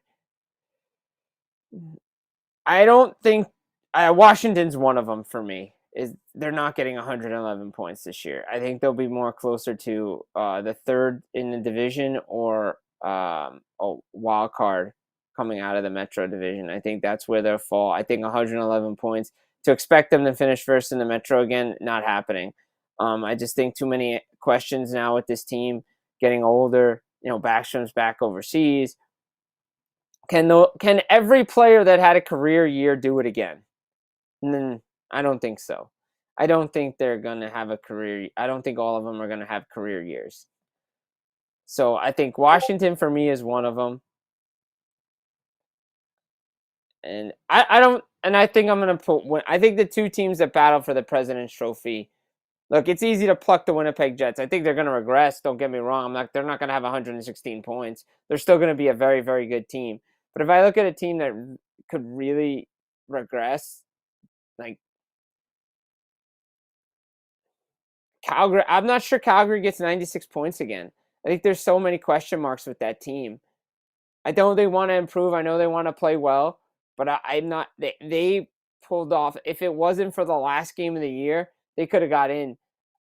I'm not sure they're going to get 96 points again this year. I'm not sure they're going to I want them to battle for a playoff team spot, but I'm not sure they will because that division is going to be so tough. You're right. It will not be easy. A couple of people in the chat. Thanks for all the people. Pete Martin, Rangers and Capital will regress. Will he go with the leave? Peter, regress. Pittsburgh, Washington, Winnipeg, Minnesota, and Columbus. Calgary also is one of them. Mark, Pittsburgh, Capitals, Jet will regress for upcoming. Butch, Rangers, and the Jet is in the chat. Talk about two team about this. Look, I like the standing like this to give us a better idea, Jim, Yeah. to figure out, all the point, everything. I think really well about that. Look, if I look by column from Toronto all the way down, I think Pittsburgh will regress on that column. Oh yeah, Pittsburgh's not going to have 80 points. No, They're no, I going to don't think get so. there. I don't see anything else really like really bad. You could have a couple of points, but I'm talking about regress is really, a really bad compared what they did last year. I still believe Boston will be around 70, but it's not like a big regression, in my opinion.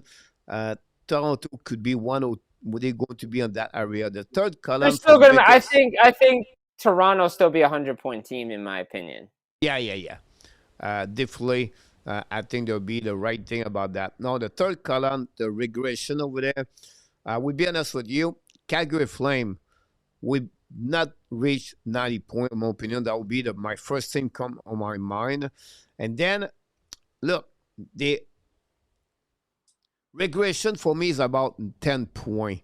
And for me, Tampa Bay is not going to regress that number of the points. So I keep that way.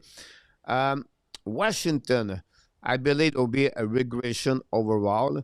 The King, that's the very interesting team because this is a team with a new GM. They lost a couple of players, but they add a lot of players with a ton of money. They bring ages. When I said that, they bring like the Dinosaurus Perry with Sissy, Zumulin. I missed one. Corey And you Perry, have Corey Armia. Perry's there up front. Corey Perry's up front there. Armia, like they got older. I don't know if they got better. They got older. Yeah. And that's, for me, is a bit concerned about this. The rest of that column, guys, I don't see Vancouver reach 90 points next season.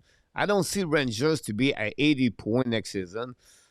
And that's pretty much what I got. On the last column, guys, Winnipeg will regress, obviously, for that season. And then that's pretty much what I got, honestly, on regression. I don't know if I'm going to say this. I'm not sure Anaheim's getting 80 points next year. And I'm not reached 80 points. I think it'd be like they may get to like I'm not saying it's going to be a 10-point dip, but I think it'd be like a plus minus a 2. Like they may get like 78. They took a 21 point. They took a 21-point jump last year. That's hard to do again. You talk about Anian Duck with 80 points. Yeah, I think they could finish at like 79. It's only like a difference of one. Now I want to look about two teams with progress, Jim. Well, I mean, can the Nashville Predators get any worse than they did last year? All kidding aside, can they be any worse than they were last year? I think Nashville will be a lot better than they were last year. I think this team has to be better, right? They can't be worse. I think San Jose is going to be better than they were last year. I think San Jose is a team on the rise because they're on the rise like the Montreal Canadiens are on the rise. They're doing everything the right way out there. Coach is there, and their head coach better be on Team USA staff too because he's such a good guy. He's knowledgeable. I think San Jose is going to be a better team to me. If you look at the playoff teams, I think the playoff teams are going to be the playoff teams. I think Montreal is going to be there. I think they're going to improve. New Jersey will get more than 91 points. Columbus will be better. And the Islanders will be a team you better be watching out for. They'll be an improved team. Boston's an improved team. But I look at the bottom of the columns 2 and 4, and I say to myself, Nashville going to be better than they were. They're going to progress because I think everybody's understood what the expectations and what they need to do. And I think San Jose is not going to be as bad as people think they're going to be with what they have there. I think they're going to improve and progress in the right direction. And obviously, if we're going to say their teams are going to progress, then the Utah Hockey Club are getting more than 90 points and they're going to make the playoffs. You're right. A lot of great comments in the chat, by the way. Montreal, Utah for PS. Montreal, Utah for PS, like I said. I have a Mark for RDP. I would say Buffalo will finally progress. PS, Anaheim, Montreal, Philadelphia, Utah for me for him. And then we have someone put all the name here. Let me check. Peter August, New York Islanders, San Jose, Nashville, Montreal, St. Louis, and Ottawa. TH, Utah, New Jersey. New Jersey has to be better. Their expectations are higher for this team this year. They had a second half collapse that they probably should have missed the playoffs, and they didn't. Yeah. So let's see my the way I do that, column by column. I start for the far extreme. I'll go with San Jose. He's going to have more points next season. Yeah, I agree with that 100%. I don't have no problem with that part. The rest, like I said early, not many, couple of points for me up and down. It's not big deal. So I'm not going to go that one. On the third one,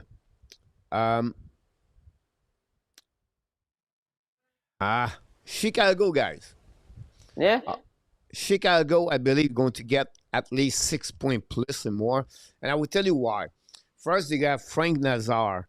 He's going to have a full year over there. The defense, its core, it's underrated over there. When you talk about Lechinov is going to be there for the full year. They have now Kocinski, I believe, is going to be there. Renzel have a great end of the year last year, guys, on the defensive side.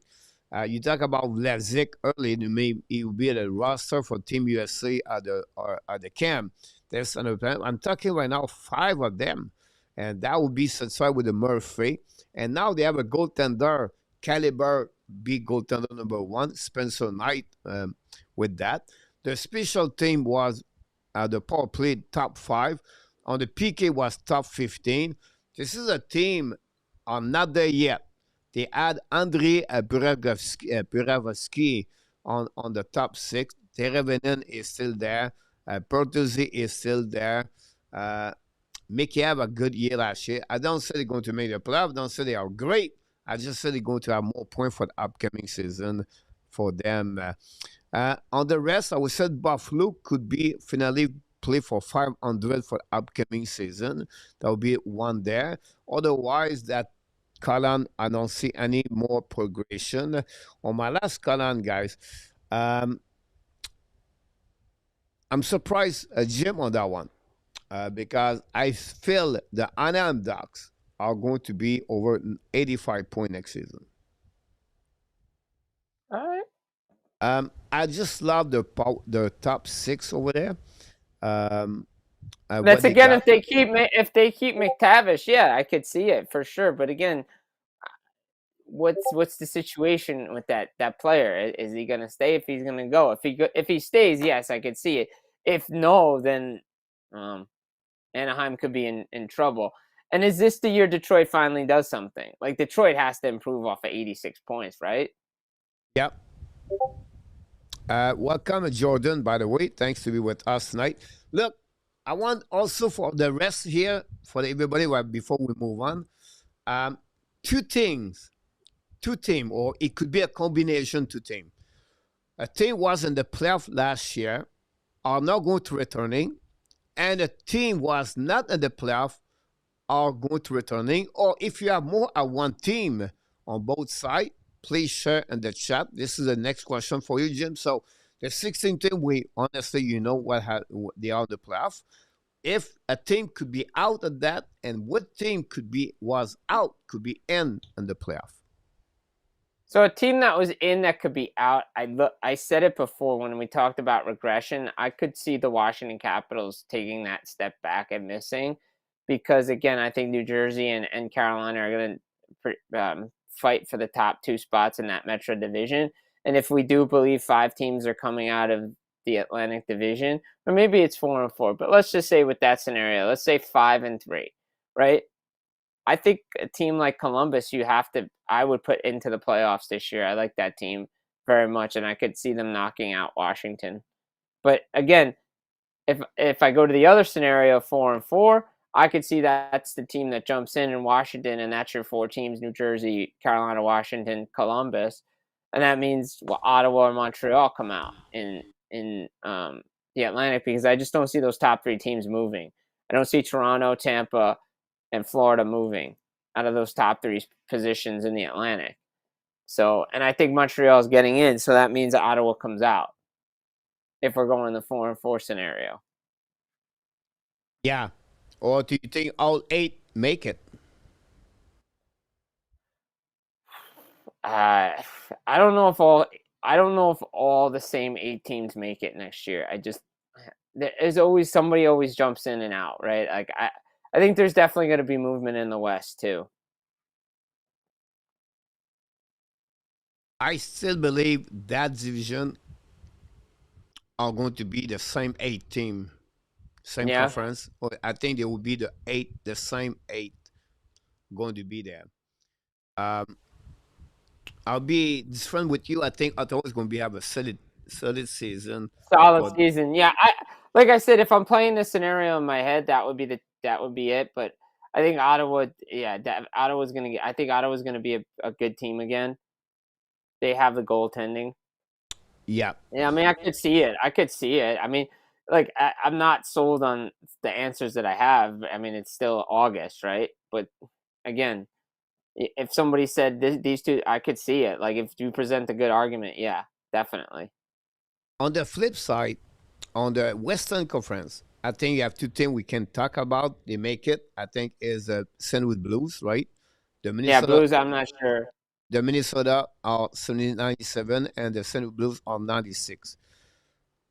Before I said one of them could be out, I would say the only team can push to make the playoff for me on that conference is the Utah Mammoth.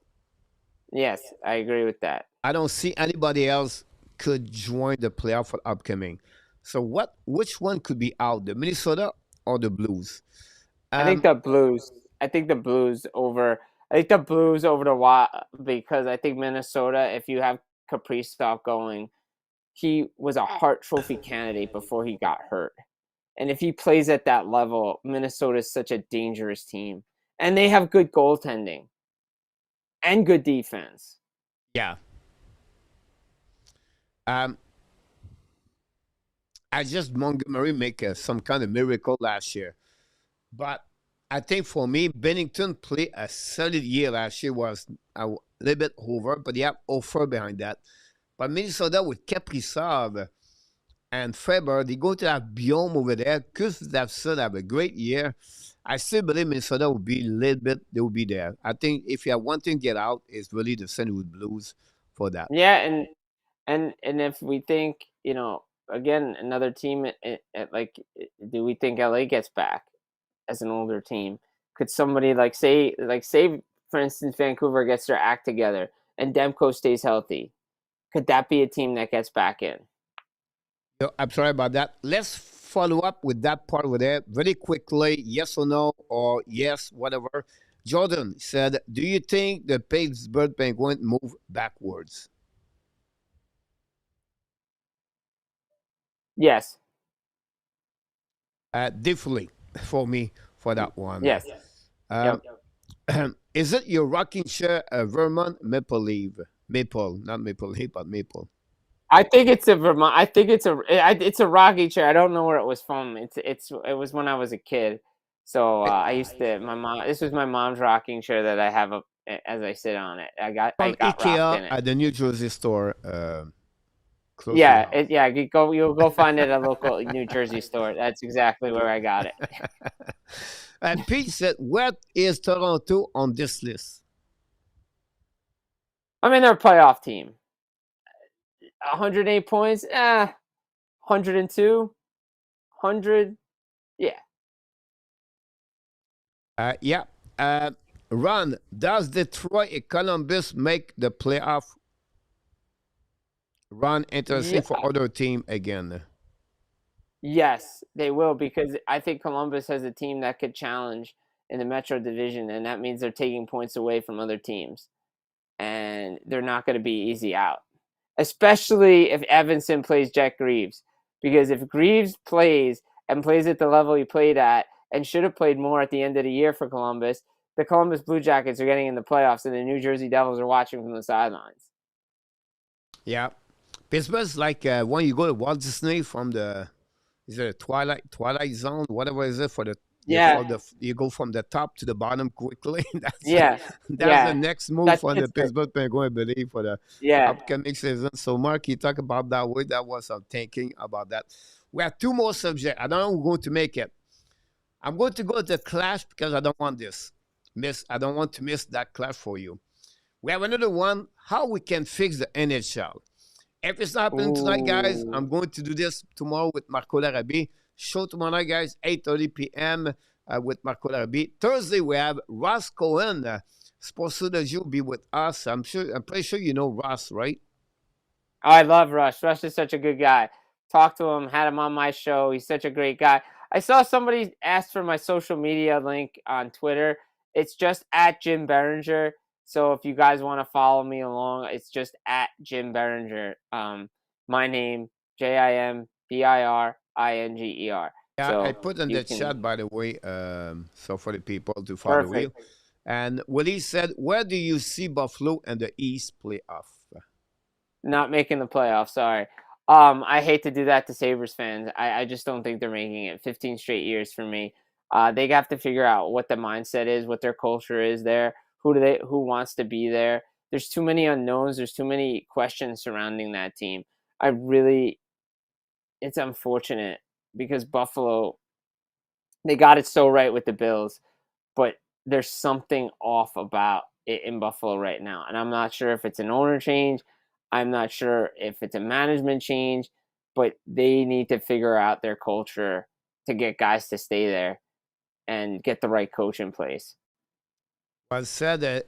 Sen, before we start, he said, do you think 5 teams from the Atlantic Division make the playoff?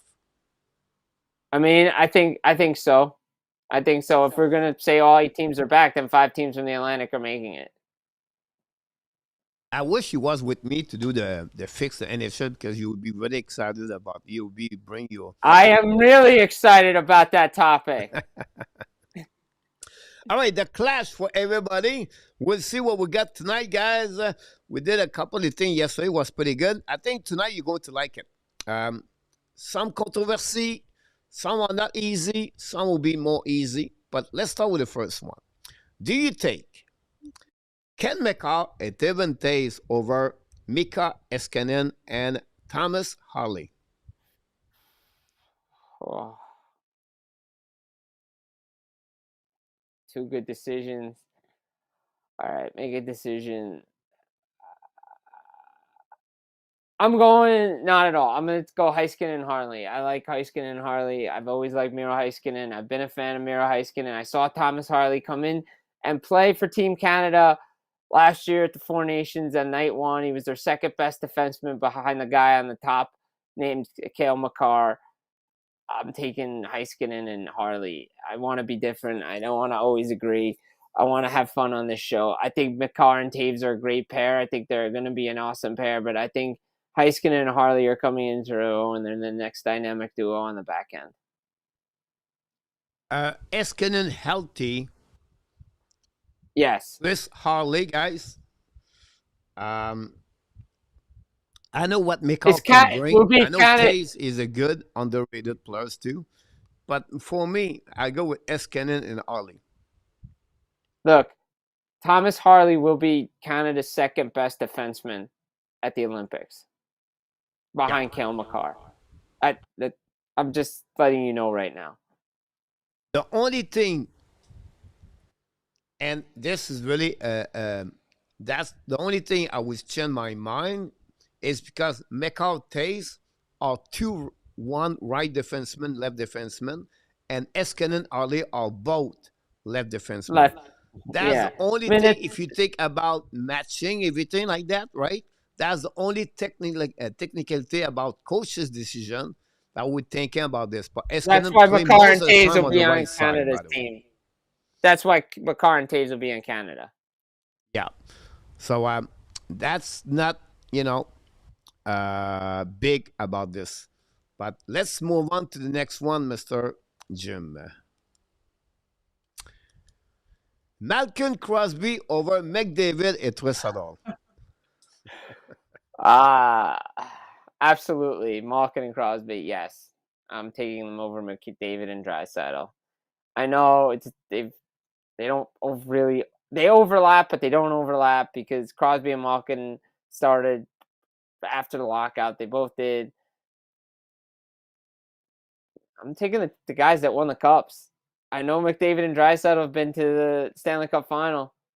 I'm taking the guys that won 3 cups together, and both guys have Stanley Cup playoff MVPs.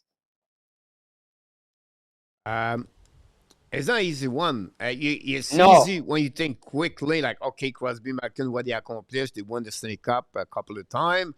McDavid's not get there yet. When you talk about productivity, it's not easy for sure. Marco Larrabee is with us. Marco will be with us tomorrow night, by the way. Look, I have to go with Crosby, Malkin on that one. Like, Crosby is so unique on his style. Like, he is right and think now. about it. Think about when he was out of the lineup, what Malkin did. Yeah. Like, I go with that. I agree it. with you about that. Malkin and Crosby, absolutely on that one for sure. Don't forget, guys, to join our Discord, by the way. Which I will do after we are done. Here we go. The next one, Jim, and you're going to allow my last couple of one, by the way. Now we're going to move on, guys. Long time ago, Mike Bossy, Brent Trottier, Clyde Gillies over Steve Schott, Jacques Lemaire et Guy Lafleur.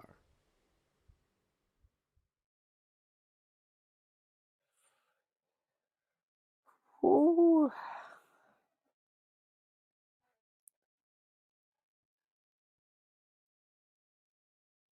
I'm taking Bossy's Islanders. I think I like Bossy, and those Islanders teams were hard to play against.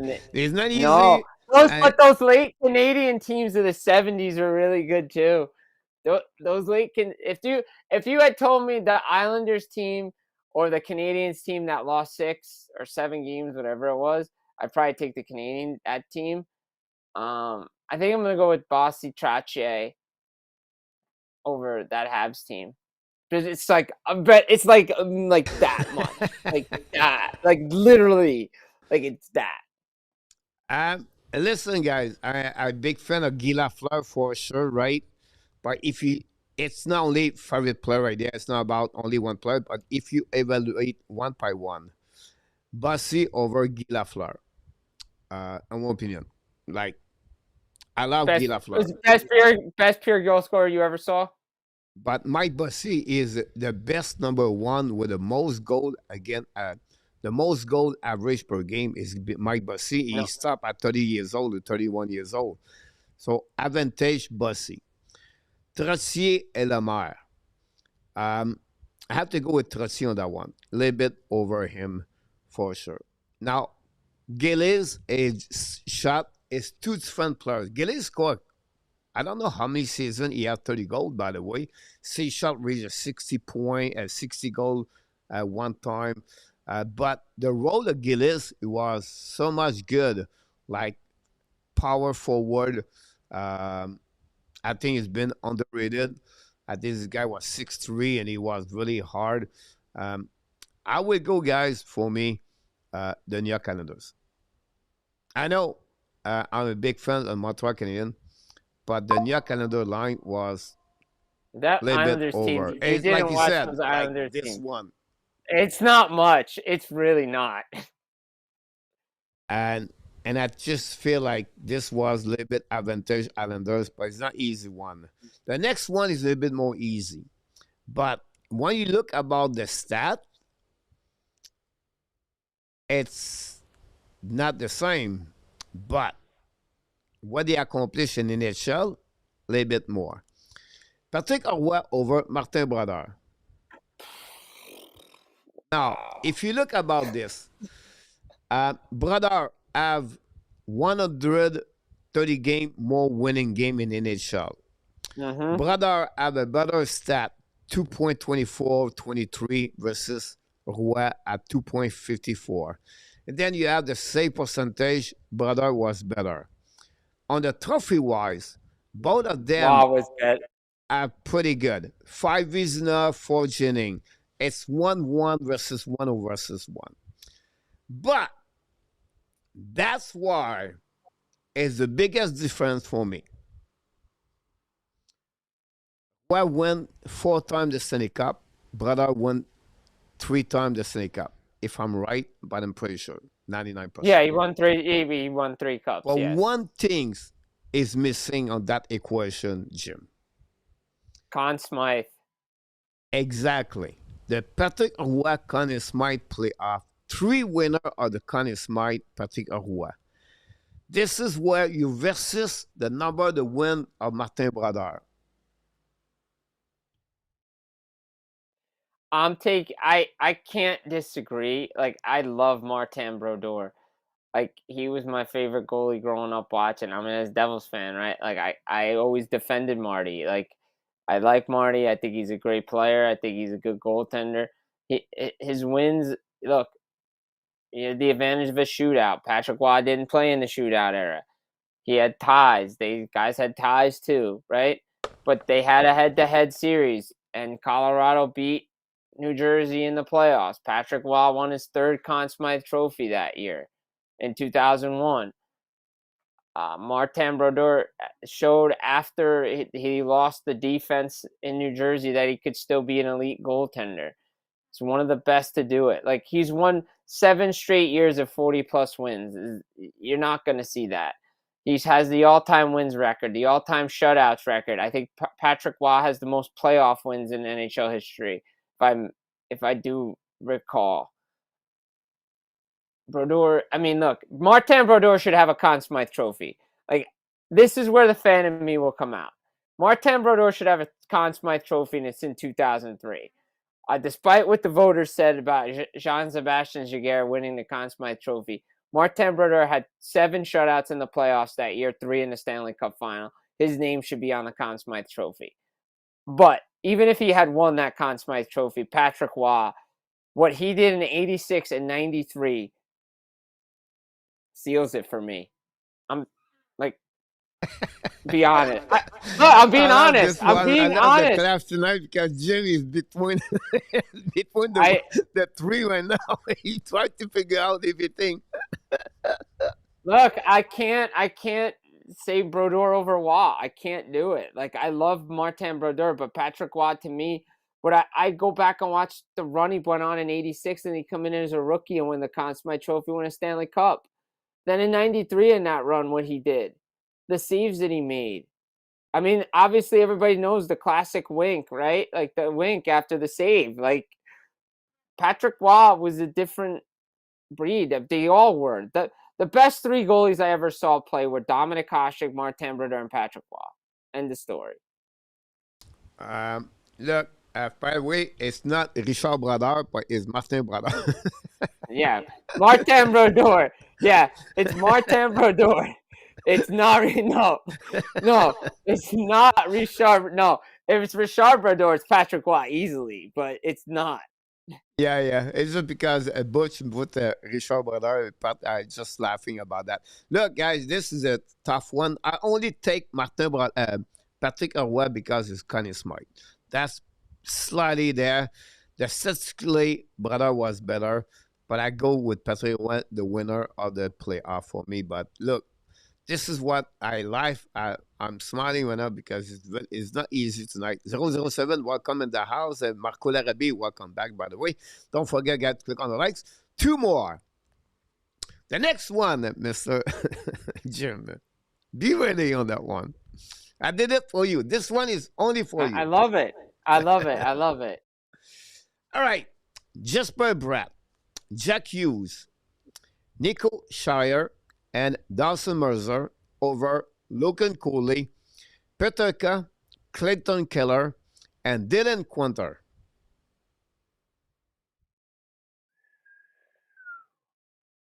Easy, right? If you look this quickly, right? It's like, okay, no, usually they will Jack Hughes, everybody. But take a time, guys, to checking for Cooley, Quanter, a killer. And you add now Cooley a could have been 27 goal Cooley Peterka. should have been a devil. Cooley should have been a devil if you redraft it. I'm still taking Hughes, Bratt, Heischer, Mercer because when Jack Hughes is healthy, he's one of the top centers and point producers. He had 100 points. Jesper Bratt's coming into his own. He's a top winger in the NHL. Nico Heischer has already shown he's a Selke Trophy finalist. Devils have made the playoffs, and I think there's still upside with Dawson Mercer. I'm going to take them over Utah. I'm not saying there's a wrong answer here, but I've seen more of what I've seen from New Jersey and Utah. I like the players that they have, but I want to see what Paderka can do in a full season on this new team before I say I would take Utah over New Jersey. You know, right now, for what they accomplished so far, we talk about player play 6-7 years versus player be there 3 years under the Keller. Keller is on the same shoes like right now Jack Hughes, I believe. Yeah. Right? In my opinion, Yeah. it's pretty much. I think Keller might have like 1 year on him, 1 or 2 years on him, maybe. Yeah, but we talk about guy did 90 points last year, Keller. Yeah. Yeah, but don't forget, Jack Hughes has been hurt how many times in his early career? But so potentially, like a hockey player, I think they're pretty much over. I would slightly maybe use because of the point, but for me, it's pretty good about that. Peterka over Dawson Mercer right now. Peterka have 27 goals. I take Peterka over Mercer.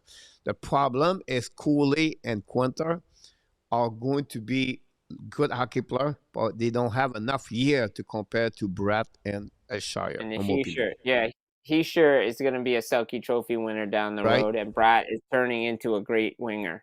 Yeah, so I go with New Jersey on that one. One more because the people love the Toronto Maple Leafs, so I said, why not to take one for the Toronto Maple Leafs? And I know people will say, no, because Toronto Maple Leafs, but you have to think about this, guys, because I involved someone else. Austin Matthews, William Nylander versus Mitch Marner and Jack Eichel.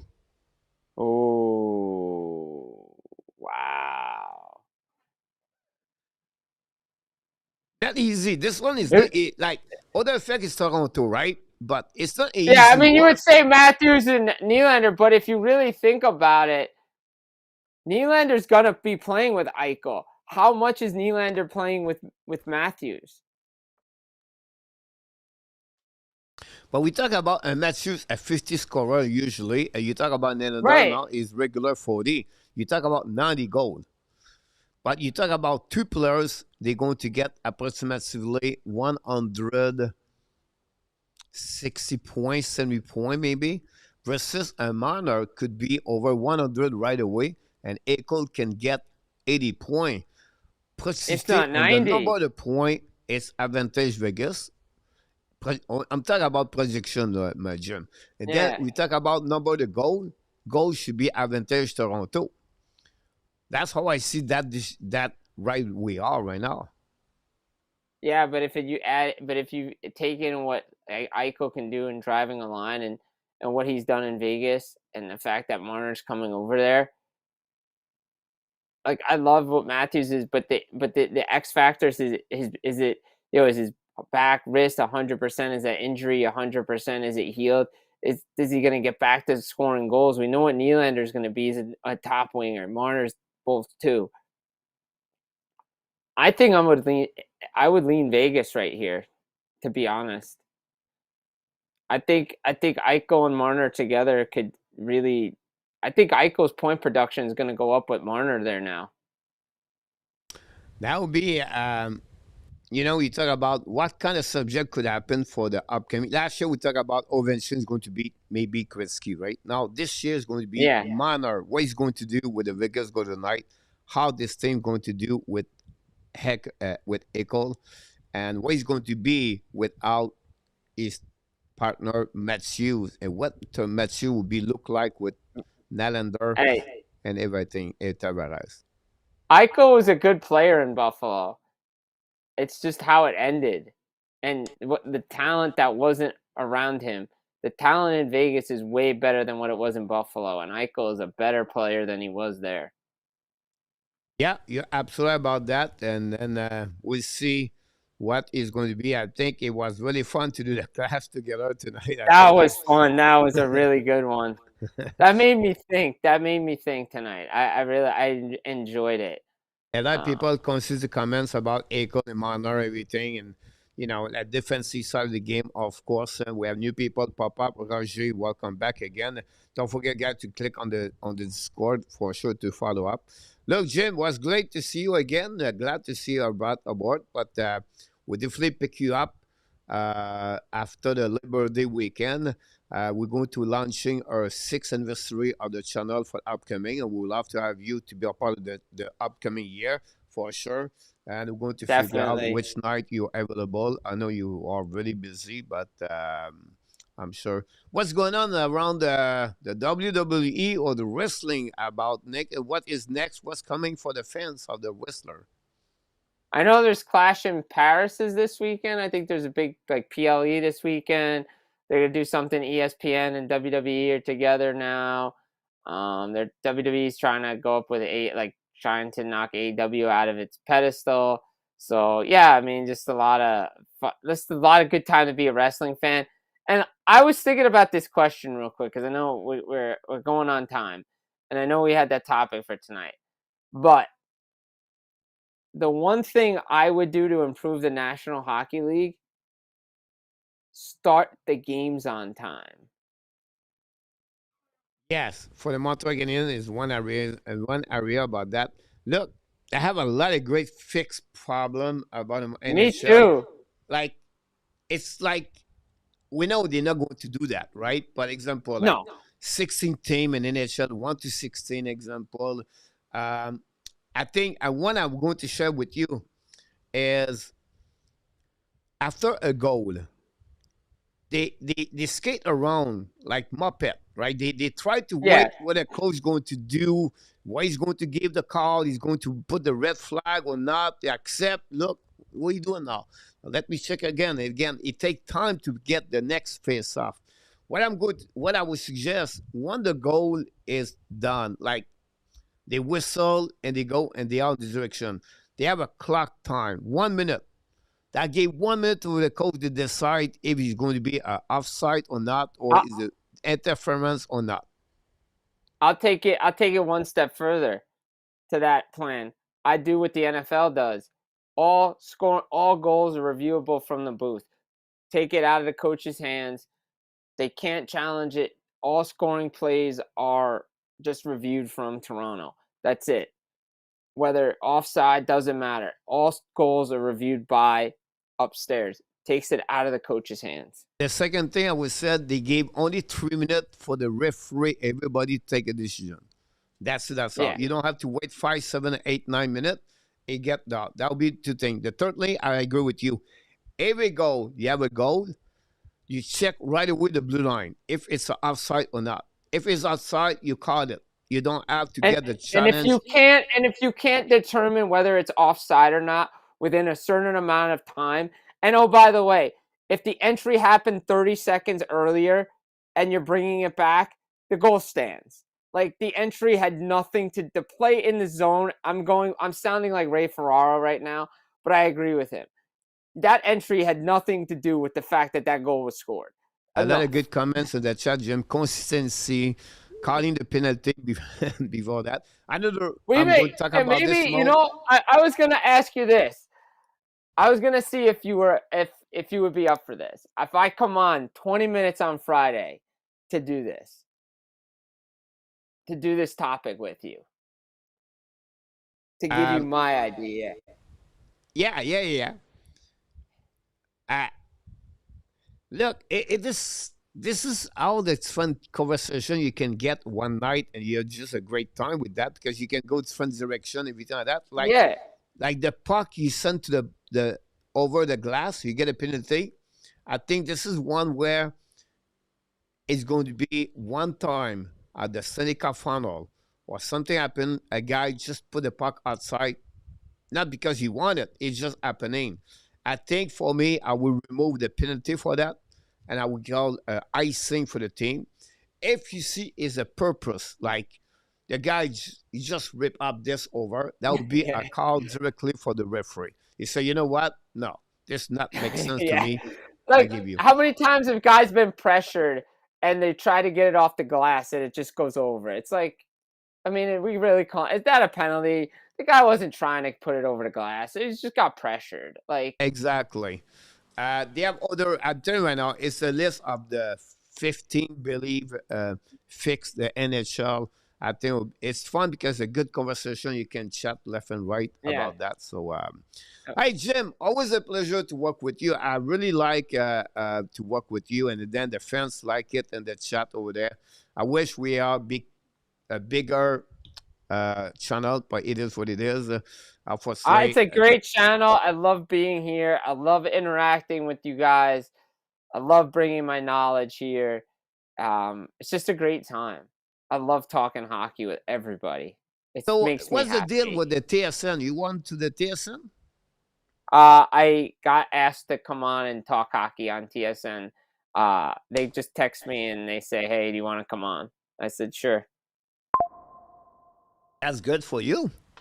Yeah, everybody in Montreal loves me, so apparently I'm doing something right. You well known inside of the social media. Like I put, you welcome to the show tonight. I think I got 7 people respond to the for the X account. So just give you really, really, really well done, my friend. You have a great credibility around the league and around the social media. So and you work hard, by the way. So glad to have you Thank you, aboard. Coach. You too, Coach. You work just as hard as me, so don't discredit yourself, sir. You do a great job. You do a great job. I love coming here talking hockey with everybody, and I appreciate everybody You're welcome in the anytime. You chat. just tell me the Sunday is on the week. Hey, I can come that night, that night, that night. Sometimes we have people like tomorrow night. Sometimes now in our tab is out for family reason, but usually I have Marco in our tab together the Sunday night, Wednesday night. So you can come anytime if you want to. Marco, we want to work with you. He said, I want to come Tuesday. I said, I keep you Wednesday because we have more people. But I said, look, Marco, we love to be with you one time. So when you can, whatever, the door is open, wide open for you. The people love to have you.